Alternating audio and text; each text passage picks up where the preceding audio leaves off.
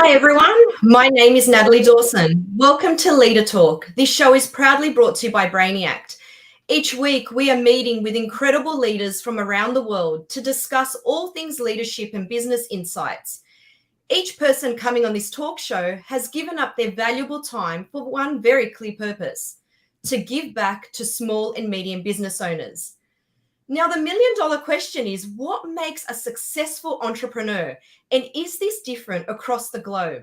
Today, my co-host, CEO of Peerlight, Gus Arianto, and I are fortunate to chat to our guest speaker, Irene Ochem, founder and chief executive officer of the Africa Women Innovation and Entrepreneurship Forum, a not-for-profit and Pan-African women empowerment organization that works to promote and support women's enterprises and innovations across Africa.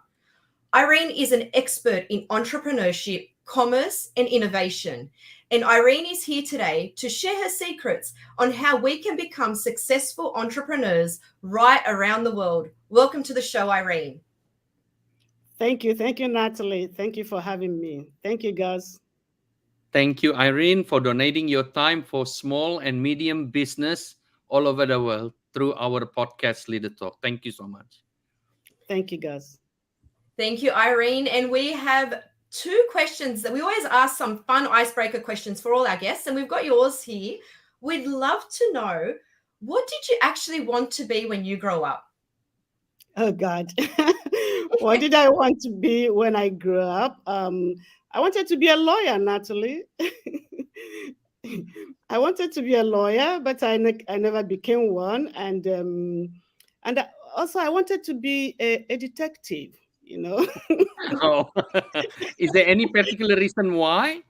Yes, because when I was a little girl, I used to read a lot of novels, and I had only brothers, so I had to read what they were reading too. And, you know, these detective stories. There was one particular author, I don't know if James Hadley Chase, I don't know if, you know, people in our generation, if you ever knew him. So it's always the novels, I read hundreds of these novels, and it was always, you know, the detectives catching the fraudsters trying to cheat insurances, and then the lawyers that, okay, so my thing of when I grew up would be either being a detective to catch, you know, those people, or the lawyers that send them to jail, you know. So that kind of a thing. Oh, what a brilliant story. That's fantastic. And what about, Irene, best piece of advice you have ever been given? Yes, I think the best piece of advice I've ever been given is never to let anyone tell you what you can do or what you cannot do. Okay. Oh, lovely. Yes, you decide that by yourself. Lovely. I love that. Isn't it so simple yet so true? And, you know, something that sticks with you, isn't it, Irene? A really strong message there.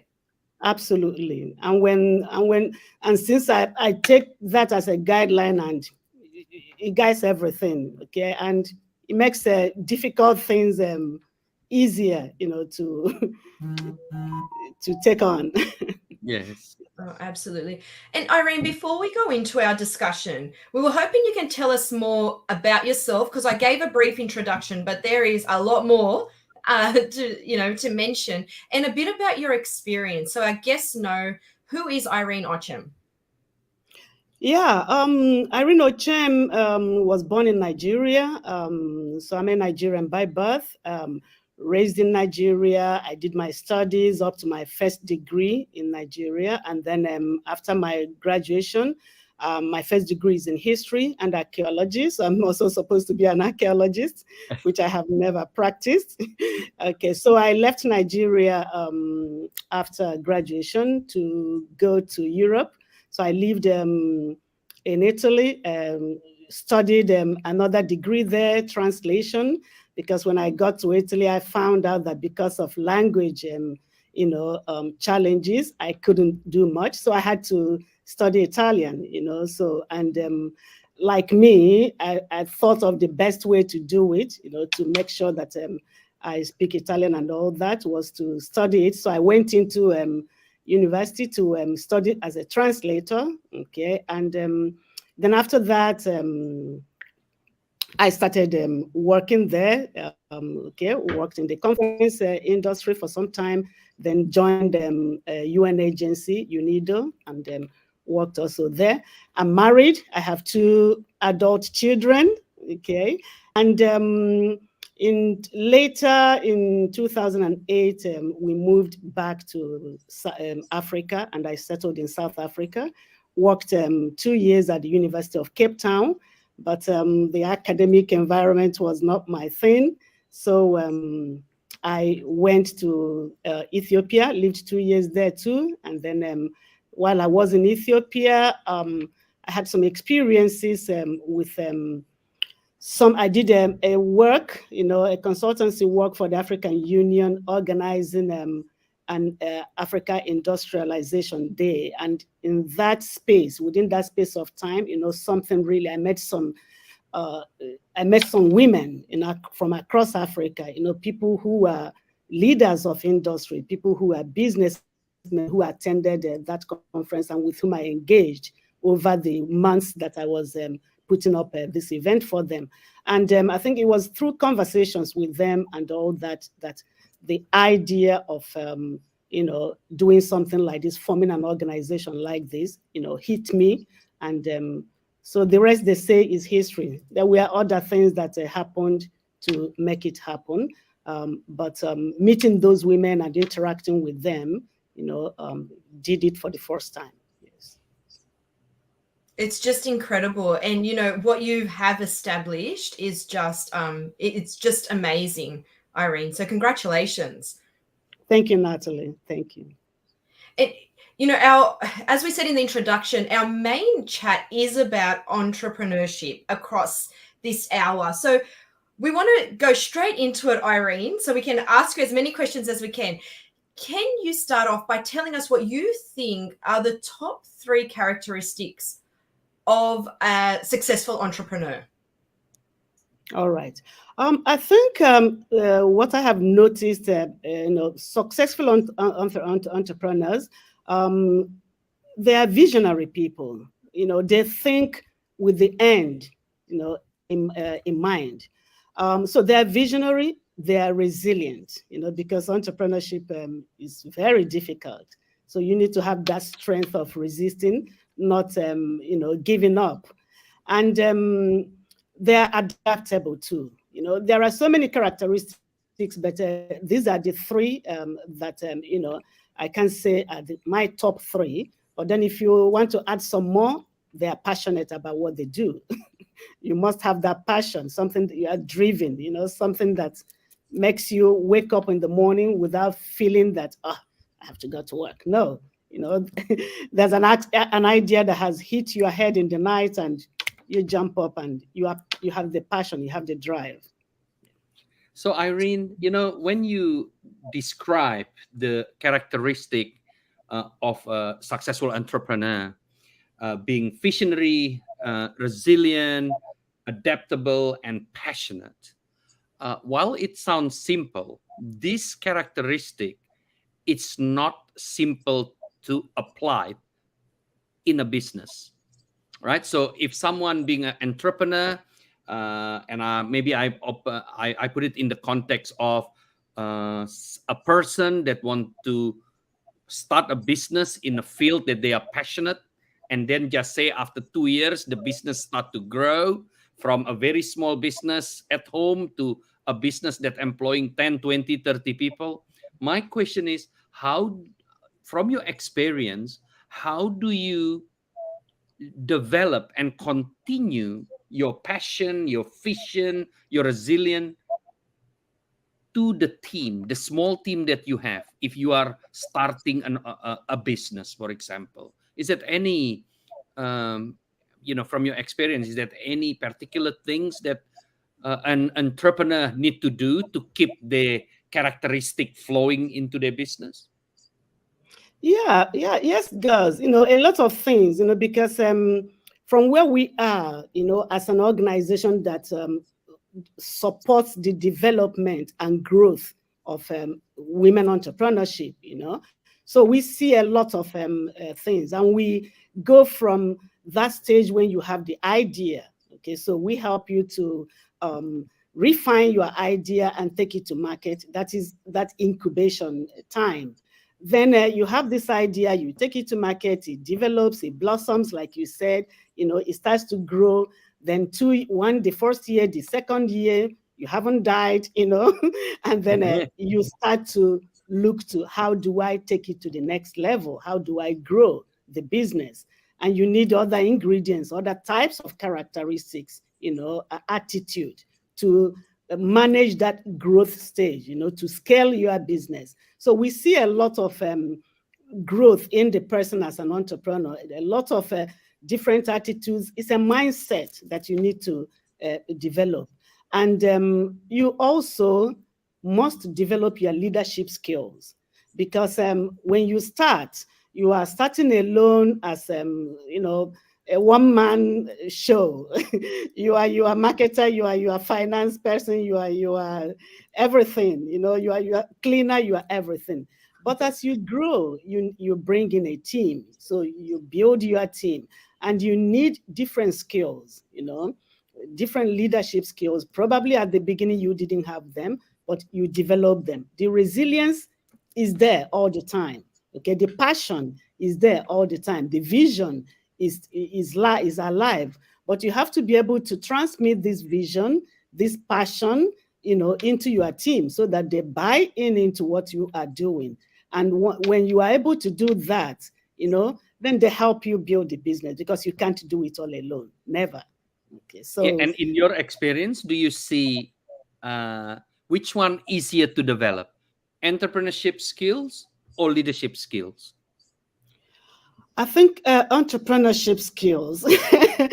Yeah, entrepreneurship skills. Some people have great entrepreneurship skills, but they don't have enough leadership skills. Okay, and you can also see it. But they develop it, because I also believe that to be a successful entrepreneur, you have to be a good leader. Okay, yeah.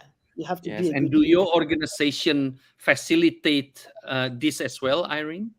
Developing Yes, we do, leadership. because our trainings, they also focus, some of them, on developing leadership skills. Just precisely, not just entrepreneurial skills, but also leadership skills. Yeah. Yeah, it truly is an incredible organization, Irene.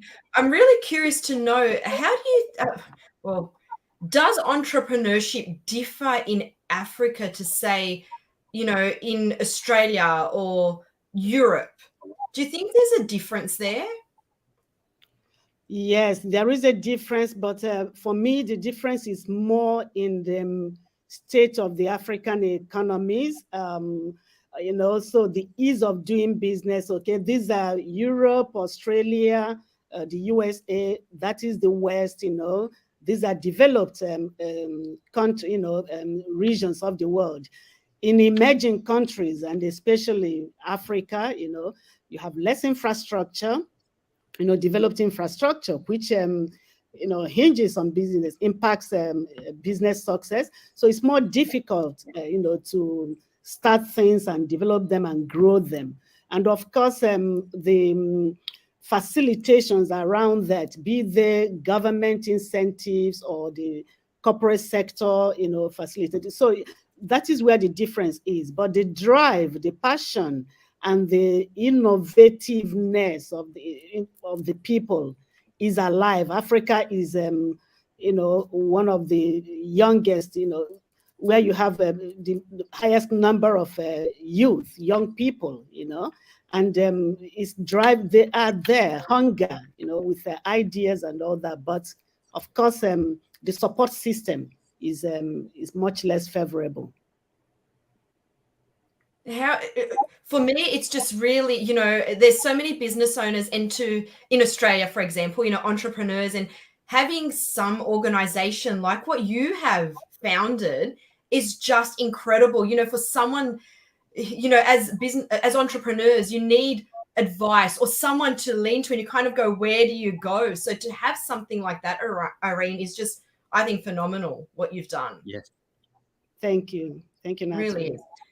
And Irene, you know, we had this discussion before where we discussed how people look at a successful business owner and they say, wow, they're so lucky, you know, they've got everything going for them. They only see this end product, but they don't see the challenges, the sacrifices, the long hours. Gus, we've even had this discussion, the juggling of everything. What is your message to people considering starting their own business who think that actually running it is simple, it's easy? You know, they see the successful entrepreneur that's doing really well and they go, I'm going to be just like them, it's so simple. What would be your message to them? Is it simple? Is it easy? Absolutely. It's far from being simple, it's far from being easy. So I would tell them entrepreneurship is I haven't seen anything more difficult, you know, but I haven't also seen anything so gratifying, you know, as being an entrepreneur. As far as once you have found out that thing that you are good at, you know, so if you want to go into entrepreneurship, you have to first find out, what am I good at? What do I love doing? And what am I passionate about? And once that has hit you and you go into it, you know, the difficulties and the roadblocks and the challenges, then you learn, you develop the mindset of seeing them as opportunities. You know, for me, the difference between opportunity and obstacle is your attitude, you know, to that. And so there is an opportunity in every obstacle, and every obstacle is difficult. Okay, so I mean, you once you have that, then even what you think, you go into it. So I would, in as much as I would say, I would tell them it's difficult, okay, but I would also encourage them to be bold and confident and get into entrepreneurship, because I think it's much more satisfying, much more gratifying to be a job creator than to be a job seeker, you know. So I've never regretted it, and I don't think I will ever do anything else, you know, aside that. So it's very gratifying and it's difficult, but it's not impossible. It builds you. Every challenge, you know, makes you become more resilient, strengthens you the more. And it just becomes a way of life, you know. And the more you are solving these problems, being an entrepreneur is about, you know, creating a solution to a problem. So when you see that you are solving a problem, and especially if that problem that you are solving is making impact, you know, in the community, to people, changing lives, I mean, nothing drives you as that. Am I right, Irene, when there's one word that I pick up from what you say? I think maybe this is the analogy.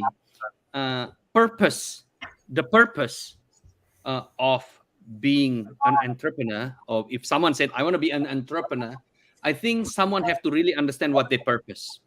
In the analogy is like this: if your passion is like love, it doesn't matter it rain, hail, traffic jams, you still want to see your partner. Exactly. But it has to come from love. If your purpose is just to have a company during a weekend, then the minute you have a traffic jam, you just call your partner and say, forget it. It's bloody rain. So that's what I take from you, because I have an example on this, and I really connect to what you say. From where I come from a country named Indonesia. There is this young business person that's starting a business of opening a small shop, modifying an instant noodle. So can you picture instant noodles? Someone actually opening a shop by cooking instant noodle. Yeah. When he come up with this idea, many people say, you can't make money out of that. How can? Yeah. If people want to eat an instant noodle, they go to supermarket and they go home.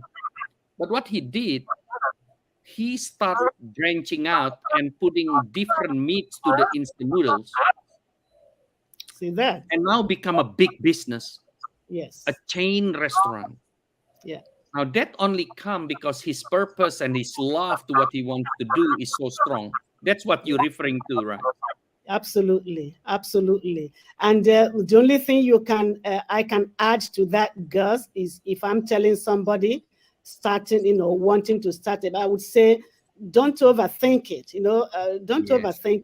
Start with cooking that instant noodle, and then as you move on, it comes on its own. It develops. You start to see one opportunity after the other. Because for me, if somebody has to move a mountain, okay, you start by removing stones, okay, so that kind of, so you start with that instant noodle, and then you start to add things to, they come on their own once, it's something that you started with, something that you really like and that you are good at making.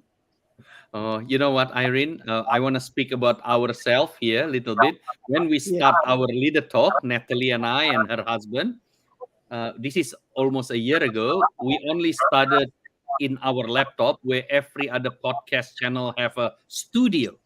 And Yes. exactly what you say, we just start with our laptop, Yeah. and 40 episodes later, from people in Australia, America, Qatar, Africa, Canada. Africa.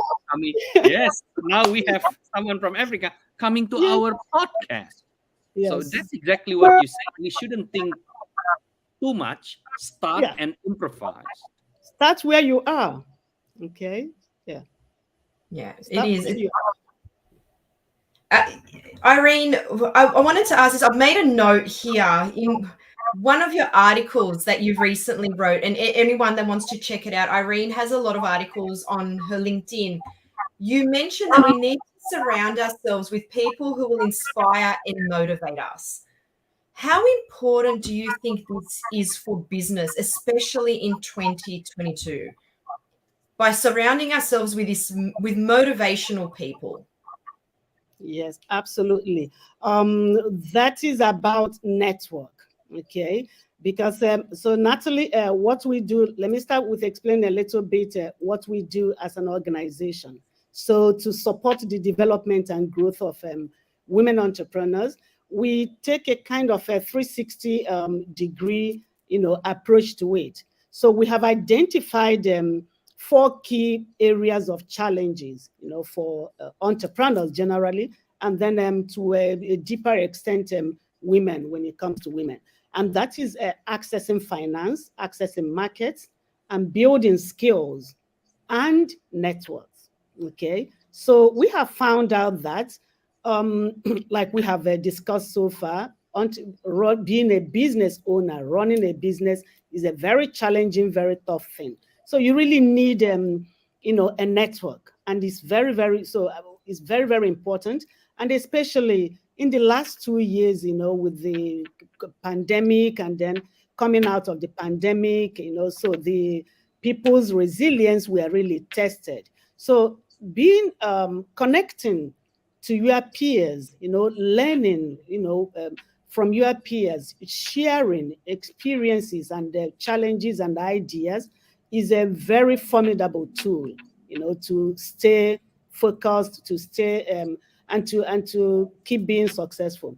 So it is very, very important, and so you learn from your peers, you connect, you network. So for me, it's about that network, and building it. And we have seen that it works a lot. I'm in my own networks, and really the exchanges are powerful. Okay, people come up with a support system, ideas, and partnerships also get born, through networks. Sometimes you see that people collaborate on a project or on an idea. Yeah, and you know what, Irene, I love this. In Australia, there's a common, and Gus can confirm this. We have this thing where people say, "Fake it till you make it." Yeah. And yet here you are telling us it's okay to lean on our networks. And I've read some articles. You say it's okay to ask for help. Do you think the ability to ask for help actually makes a more successful entrepreneur? The ability to say, I need help. does that help formulate a more successful entrepreneur rather than someone that, as we say in Australia, fake it until you make it, which I think has been abolished? Gus, I'm sure that you think, I mean, we've heard it in the past. It's what drove entrepreneurship before, but now it seems like it's okay to ask for help. Would you agree, Irene? Absolutely, absolutely. It's okay to ask for help. It's you must be in that network. It's okay to learn from other people, from their experiences, from the challenges. It's okay to see them, because when you are connected and interacting, with a network with other people, asking for help, you also get to have access to role models. What we say are role models. So people who have done it and overcome those challenges, you learn from them, you ask them how they've done it. People are there to share. Some people who have made it, especially those who have been successful, they are willing to give back. Yeah, they're willing to give back. So if you don't ask, you don't get. Yeah. Yes. Am I correct as well, Irene? When I think about entrepreneurship, it's not a destination. So when I see myself, when I talk to a great entrepreneur that starting a business and then still continue in developing different ideas, they more passionate about the journey than the destination itself. I don't know, I could be wrong in here, and if I'm wrong, I want you to let me know, because you are the expert of this. But a great entrepreneur is someone that continuously challenge the status quo, someone that continuously hungry to develop. And if you have a mentality of fake it until you make it, then it's become finite, because you cannot fake it forever. When you hungry, you cannot say I'm full, that's okay, I'm okay. Well, you are hungry, so you better off say, Irene, I'm hungry, and someone give you food, and then you flourish again. Am I right to say that? A Yes, great entrepreneur is absolutely. someone that enjoyed the process and the journey of his purpose. Yes, Gus, because an entrepreneurship is a journey. It's a journey.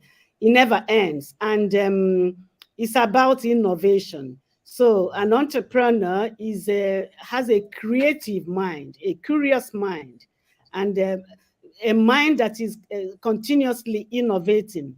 You see the thing in our name is entrepreneurship and innovation. There is a synergy there. There is a connection there. I think I came out with that idea when I was doing my MBA. Okay, so and that was when I took a course on entrepreneurship, and at my work we had an innovation, technology and innovation unit. So there were some work. So and the thing made sense, because innovation drives entrepreneurship. As an entrepreneur, if you don't innovate, you die. Okay, so an entrepreneurship is a journey. So you are constantly innovating. You are curious. You are hungry. Like you said, Gus, you are hungry for ideas are coming to you, and because you are hungry, you need to find food. No, so you innovate new things, new ideas. You develop new things, and that's how you see companies, Coca-Cola, from making Coca-Cola, they do Minute Maid, or, any of those other stuffs, that kind of a thing. So, and that is entrepreneurship. Yeah. And can I ask you a question like this then, Irene? If I'm a new entrepreneur, I'm starting my business. Well, I have a lot of passion, but at the same time, I don't have money. Yeah. So I have a lot of passion, but I have no money. My business are struggling, just like anyone that's starting a business.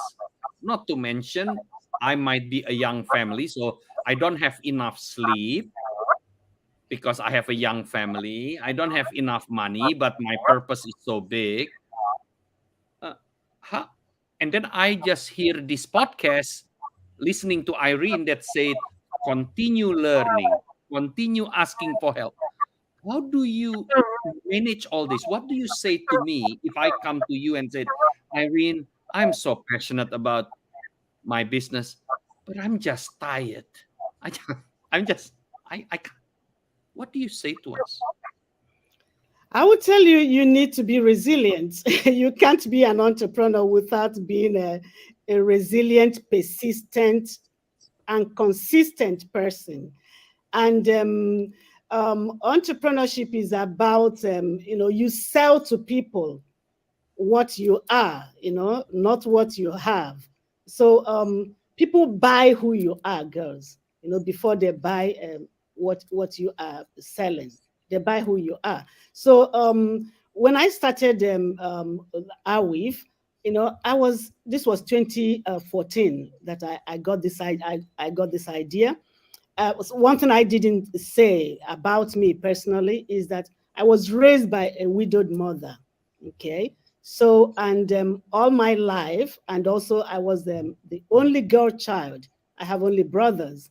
So growing up in this situation, seeing my mother make sacrifices to put food and educate us and all that, taught me the value of a woman being economically empowered and all that. So it was all part of the thing. So when I was trying to set up this organization, I didn't know what I was going to do. The only thing I wanted to do was, how do I put up a platform that would help to empower women? And my idea was to host a conference, to bring together those African women that I met, who are industry icons and all that we didn't know about. I had lived all my adult life in Europe, so not even realizing that such women who are doing things like that are there. So I wanted to have this conference to create an opportunity for these young women, girls, to come and see these other ones as role models. So this first conference was in 2015, early September 2015. And so it was my idea, okay, every year I will host this conference and bring the ecosystem together. Right after the conference, the UN General Assembly met and unveiled the Sustainable Development Goals, okay? And coincidentally, goal number 5 is women's economic empowerment. And then from there, the whole talk of women agenda, empowering women started, after the SDGs, after 2015. So it's about that entrepreneurship. So I needed to pivot. I needed to not just talk about the challenges, how do we, supporting women to become entrepreneurs, to feed themselves and all that, but developing solutions, to those challenges that we have identified. Okay, and that is how we started. And from there, every year, it develops, because you see more challenges, you see more problems, and then you design solutions to those challenges and those problems. Brilliant answer. And let's stay on this topic, Irene, about women entrepreneurship. In your opinion, what are the key factors or challenges that are affecting women entrepreneurs, especially around the world? And maybe even specifically let us know about Africa, just so we can see what factors are there specifically for women. Yes, generally, entrepreneurs, you have challenges raising finance, and this is it's not only specific to women. You have you need to get access to markets for your products or for your services. You need the skills, and then you need the network. But for women, we have identified that they have less equal access to any of these 4 factors. So less access to finance, less access to market, and less access to networks. And then they have less skills, So, and these are the 4 areas that we work on. So these are the 4 challenges. In Africa, some of them can be more than I have noticed in more developed, parts of the world, especially in relation to access to finance. Okay, so it's there are also some cultural barriers that they have to, overcome when it comes to Africa. Barriers, cultural and social barriers that you don't get in some other parts of the world. Yeah. Yeah, and what about as I said, I've read quite a few of your articles, and in one of them that you've published, you mentioned women entrepreneurs need to be agile and responsive and learn to adapt short-term business strategy without losing sight of their long-term strategy. And I really like this. Can you explain to the audience what you actually meant by this? Yes, what I meant is that another good characteristic that a successful entrepreneur should have is being agility. Acting quick. When you need to. I wrote that article, I think, last year after the first year of COVID, and of course, there was still a lot of uncertainty, in what the future would be. So my advice then was that they needed to be agile, to stay lean, to design short-term strategies that they can implement now, but without losing focus on your long-term strategy. The future was uncertain. So many things were not going. It was a pandemic, ongoing. So, and only those people who stayed agile, who stayed, resilient, they were the ones that survived COVID. We are coming out of COVID now. You still need, those characteristics anyway, to continue. So yeah, staying agile and being adaptable is very important. Irene, I can tell that you are very passionate in helping women in Africa to be a great entrepreneur, right? And the reality, whether they are in Africa, whether they are in Australia, in Indonesia, in anywhere, I put respect on women, because what we men do not understand, I think a great entrepreneur will be a woman, because you can multitask. People don't understand. People like me, I go to work and I don't think about what the children have to eat. But the reality of women, a lot of women in different countries, especially third world country, where you and I will understand very well, because I come from Indonesia as well. That's the cultural thing. The cultural thing that limit the ability to actually, like, how do I put it? In third world country, like where I come from, Indonesia. Yes. A woman will not be able. So my sister own a business, a photography business that grows. Yes. Her husband own a business too. And it's funny what my sister said once. She said to me, when Henry want to go to a meeting, he just said to me, I need to go to a meeting to grow the business. When I want to go to a meeting, I have 3 children that I need to feed, plus my husband that's also going home from work. So if a woman able to run a business, imagine if they are fully supported. Imagine the capability of this, isn't it? Like I think what you're doing are great. I think the world needs to know that the capability of women in business. Natalie, for example, for me going to Lead a Talk podcast, seriously, I just go to my office and I do this. Natalie have to feed the baby first, the youngest baby, put the baby to sleep. Like, it just full of preparation. I was going to say, Gus, completely agree. And I don't think that's just third world countries. Even I hear that. I hear where the woman does, it's just that kind of thing where we do have to worry about everything else. So I can fully relate to what you said as well. And I think, I think once again, come back to what Irene say. It's okay to ask for help. Lean on your peers. Request for assistance, because otherwise it's okay to ask for help in every sense of it. When you are starting, that Gus, you spoke about not having finance, you can ask for help. You start with family members, you start with friends, so then you start with what you have saved. and all that. And then you start to sell yourself and what your idea and what you do to other people. And sooner or later, somebody buys in there. And because we are women, and like you have said, I appreciate the fact that as a man, you actually appreciate this extra challenge that women have. That's one of the things that I referred to when I said that in Africa we have social and cultural barriers that in some parts of the world you don't have, that also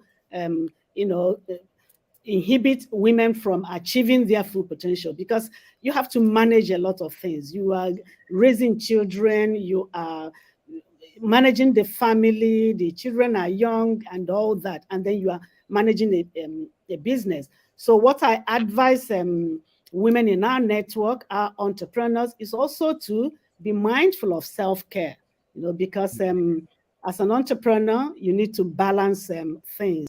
Otherwise, you suffer and there is no success. So Yes. being mindful of taking care of yourself, asking for help when you need it, Yes. I think you've partly answered the next question I wanted to ask you, Irene, and that's for our female entrepreneurs listening out there. If you could give them 3 top tips to take away with them from this, from this discussion, what would it be? And I think self-care is 100% something that, every entrepreneur, regardless if you're male or female, everyone has to, self-care. So if there were 3 tips that you could give the female entrepreneurs out there, what would they be? That would be to be bold and confident. By confidence, I mean believing in yourself, in your power, self-care, you have mentioned that, and to find what drives you, what you are passionate about. And do it. Yes. And then I would please add network, Natalie. It's important. Yeah.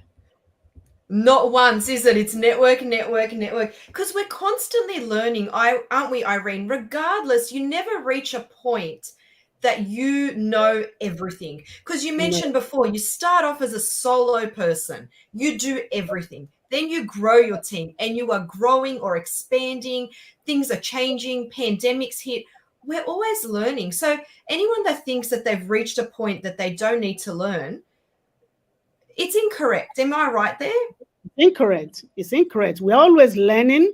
We learn from our team. As you are growing, you are bringing in team members that have skills that you don't have, other skills that you don't have, because we can't have it all. And you are learning from them. They are learning from you, and you are learning from the world, what is happening in the world. I'm a constant, I have this constant hunger for learning. So for me, you stop learning only when when you die. That's when you stop learning. Otherwise, there is learning in everything that we do. Yeah, I just remember that I can't remember which episode of the podcast. It will be one of them between number 1 and today number 40. But when I gave the example, if I'm a kebab shop owner, and the reality of the situation, my shop is in the area where a lot of Asian people, and kebab is not something common in Asia. What's stopping the kebab shop to actually selling kebab on top of fried noodles? For example, the kebab meat still sell, the noodles is what Asian people eat, and then at the end you can actually enjoy fried noodles with lamb kebabs. Now, to be able to do all this as a kebab owner, you might need to listen to your staff. And I think one thing that I like about what Irene said, learning is not necessarily from expert. Learning is about ability to open your eyes and your ears to be adaptable to the situation that can help your business moving forward. That's what I get from what Irene said. Because people thinking learning, we have to go to Harvard. Well, that's learning as well, by the way. No, learning, you don't have to go to Harvard to learn. Our minds, they are like parachutes. Okay, so they start to function when they open. So when you have that open mindset, to learn, to see new things. I'm saying this from the perspective also of somebody who has lived in different regions of the world and has traveled a lot. I like to engage when I travel. I like to engage with people. Somebody who has also worked in the international environment where you have multinationals, people from different cultures, people from different parts of the world, yeah. So you learn a lot, when you have an open mind. Yeah. Just like we're learning a lot from Irene today, Gus. I was going to ask, Irene, have you written a book? You have so much knowledge to share. Have you written a book at all? No, I just read. I just learn. Like I've learned from you and Gus this morning. This is very exciting. Thank you so much for this opportunity. No, we're just learning. Like everything you say is so motivational, but you're giving so much context and bringing to life, so much great advice for people considering entrepreneurship or maybe midway or ready to expand. That you've just got incredible knowledge. So thank you. But Thank you. I do want to ask for our female entrepreneurs out there who are listening and really doing it tough at the moment, for whatever reason it is, what would be your advice to them? Because sometimes you have your good days, you have your tough days, and it's normal. Even as a human non-entrepreneur, we have these, but that added stress of, being an entrepreneur. What would be your advice to anyone that's listening now and, we have the opportunity to give them some advice? What would be your advice for them to, get through the tough stage they're in at the moment? I would advise them to stay focused and not to lose faith. Okay. Obstacles are feedbacks. Okay. Don't see them as failure, but don't lose faith and don't lose your focus and don't give up. Okay. Yeah. So Irene, that's do you have a short example of a story that you see in your, one of your customer or network that is doing it tough, and then now you looking back, look at the success of it? Is there any particular that you can share to the world, without mentioning the name, obviously, a particular example that may be worth sharing for our listeners to learn? Gus, our entrepreneurs, they are all that, the successful ones. They are all stories of resilience, stories of, challenges when they started. We get this feedback. I just can't, now think of one particular example to give. The feedback we get when they come into a program like this is somebody can tell you, I started not knowing I came into this training not knowing where to start, but today I have my business registered and I have done this. Or somebody else will tell you, I was struggling to raise finance and now my product is on the shelf of Pick and Pay and all that. So it's stories of resilience, stories of enterprise, stories of success and pride, when they make it. It's a lot of them, really. Fantastic. Yeah. And even Gus, I mentioned to Irene, I've mentioned this very early on in the podcast,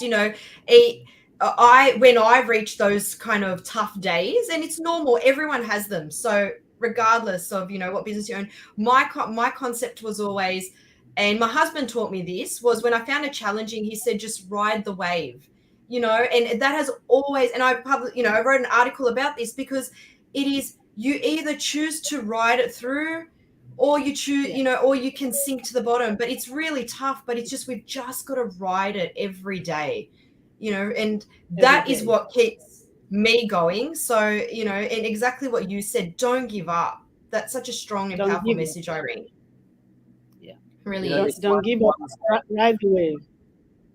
One saying that I keep very close to me, and Natalie, this came from one of the leaders that I used to work, and it say, hard to bruise, easy to heal. So be someone that is very hard to bruise, but you do get bruised, and when you get bruised, easy to heal. And if Easy to heal. easy to heal. Hard to bruise, easy to heal. If you able to have that mentality, you get bruised, you wake up again, and then you enjoy a lot of success in your journey. Yes, absolutely. Yes. Absolutely. Absolutely. Uh, And with- Irene, you mentioned previously about the conference that was held, I think, 1995. Is that when no, when did you say?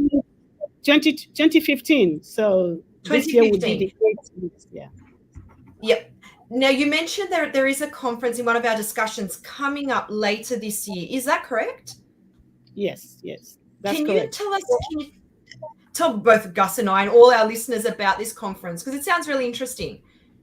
Yes, absolutely. So Natalie, like I said, the AWIEF as an initiative started with the, hosting a conference, an entrepreneurship conference, and that was in 2015. It was launched. So it's a platform that brings the African entrepreneurship ecosystem together. And when we say to discuss issues and challenges of entrepreneurship, and then specifically for women entrepreneurship. So when I say ecosystem, I mean we bring together the government, the policymakers, so the government people, the entrepreneurs, the startups, the SMEs themselves, the business service providers, the investors, because as an entrepreneur, you are looking for to raise finance, and the investors, they are looking for businesses to fund.